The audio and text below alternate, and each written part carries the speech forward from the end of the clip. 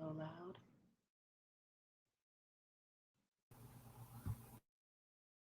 Good morning. Hello. We're going to just chill for 1 minute here. Welcome, folks. Just putting a little something in the chat. Welcome to writing part 2, where we dig a little more into the meat of actual writing. And it is 10:59. I'm going to hold on for 1 more minute. So, as we talk about all the time in writing, I don't think there's a way to get better other than to do it. How do you feel about that?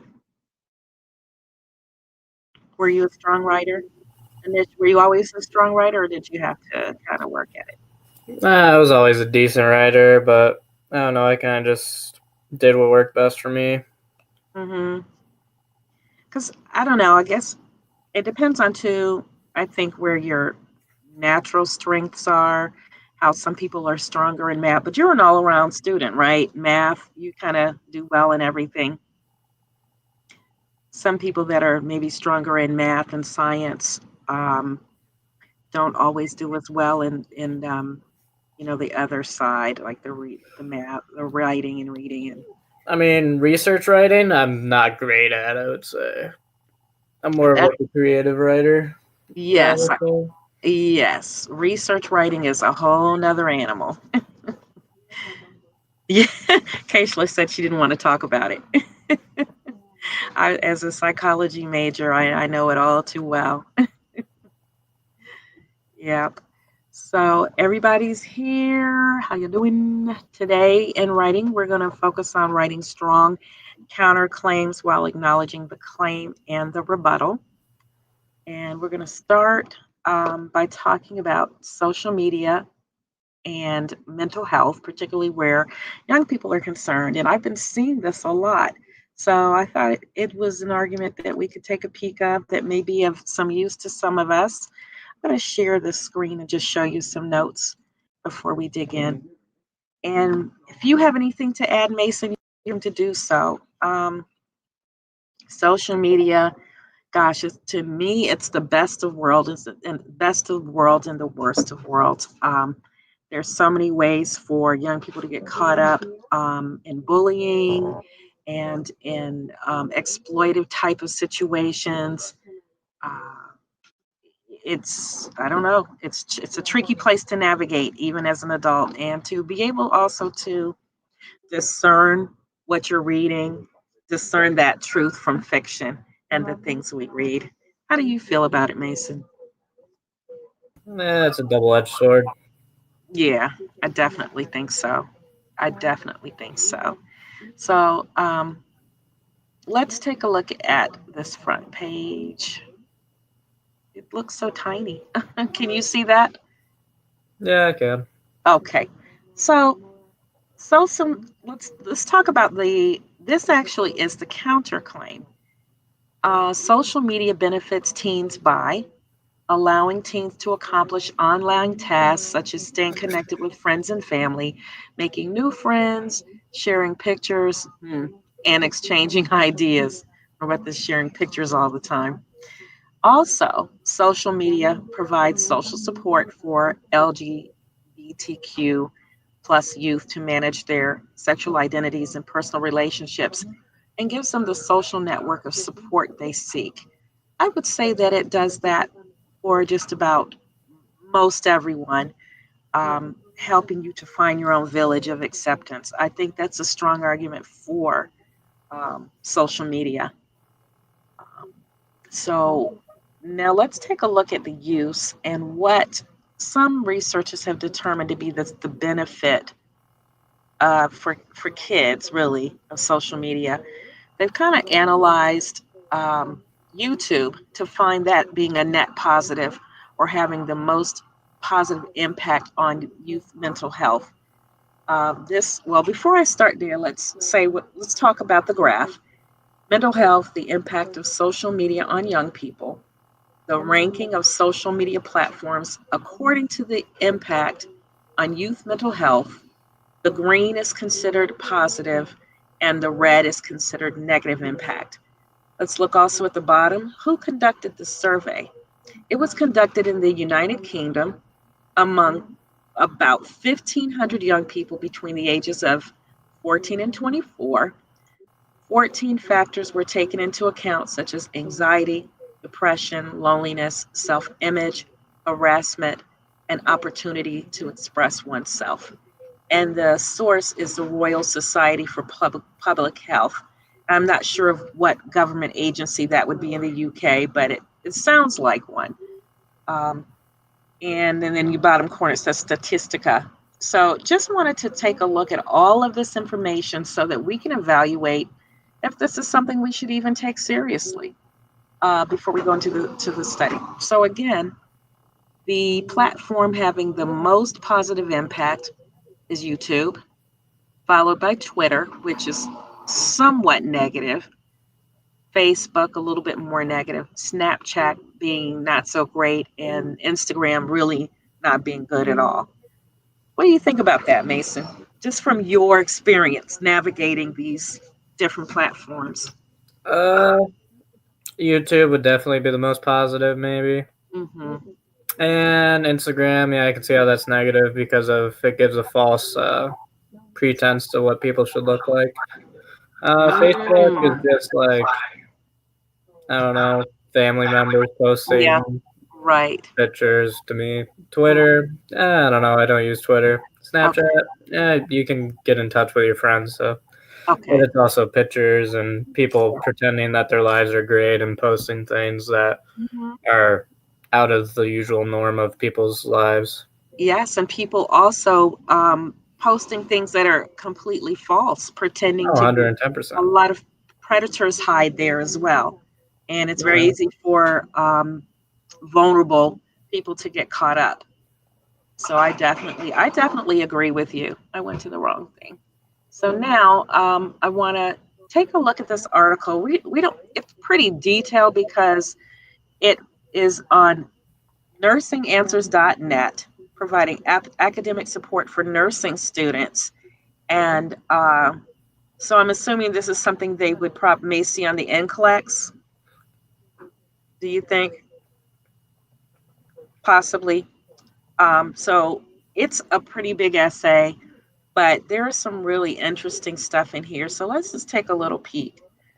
Um, Reasons why young people are in the middle of a mental health crisis. Analysts are correct in their declaration suggesting that young people are in the middle of a mental health crisis due to the rise of social media. Social media is currently an important part of youthful existence, providing possible benefits and threats to mental health. Nonetheless, there has been a significant amount of emphasis on demonstrating the negative impact of social media that creates fear and challenges the mental well being of youth. The constant use of online social media can lead to many negative or even dangerous outcomes for adolescents. This is from a study done 2 years ago, 3 years ago.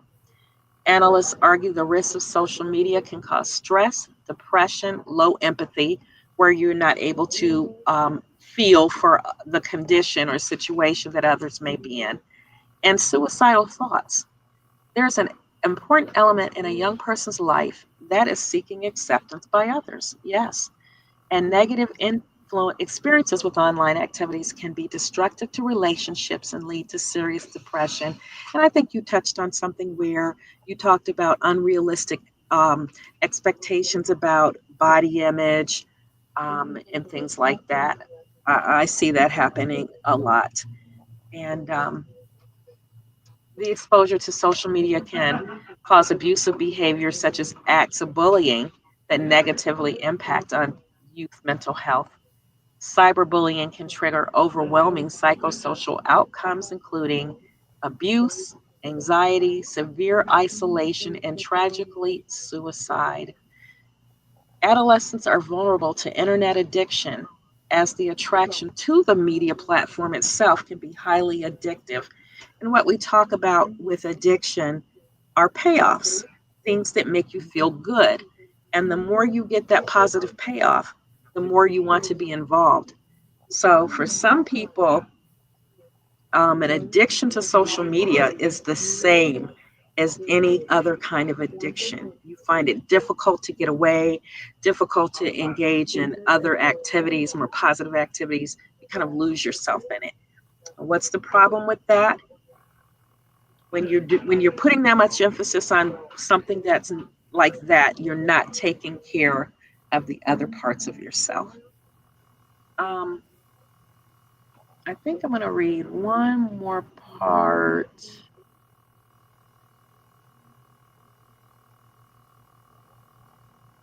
here, and then we don't need to talk more about it because I think you kind of get the gist of it. So, first, it is important to understand the risks of youth using social media and how depression develops when young people spend a lot of time on social media. Although it has benefits that allow teens to accomplish tasks such as staying connected with friends and family, making new friends, sharing pictures, and exchanging ideas, there can be risks of peer to peer communication, inappropriate content, and the lack of understanding of privacy issues. We've had, what do you call that, revenge porn that's happened?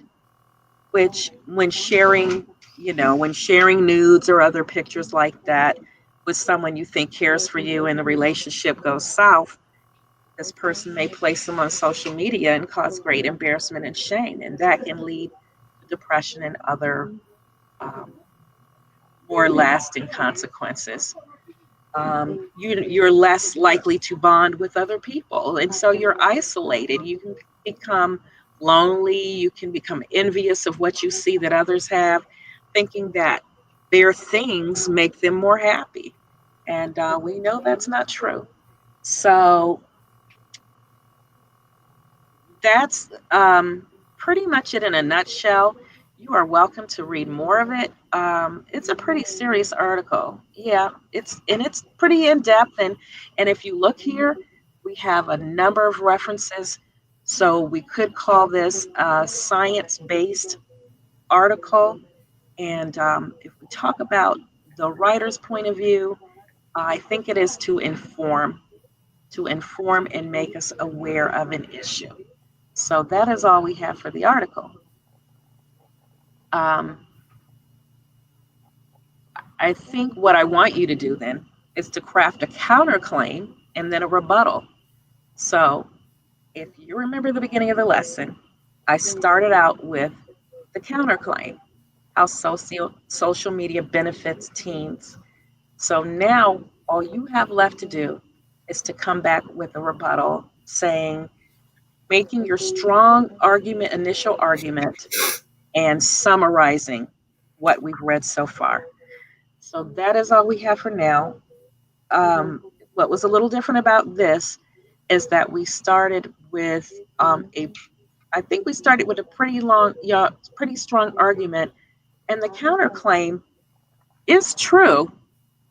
So I would say yes. While I acknowledge what you're saying here, there's still more serious effects involved. Do you have anything to add to that? I mean, there's a number of different ways you can look upon. Hmm. Yeah. Um, so, what is your personal opinion, if I can just ask you?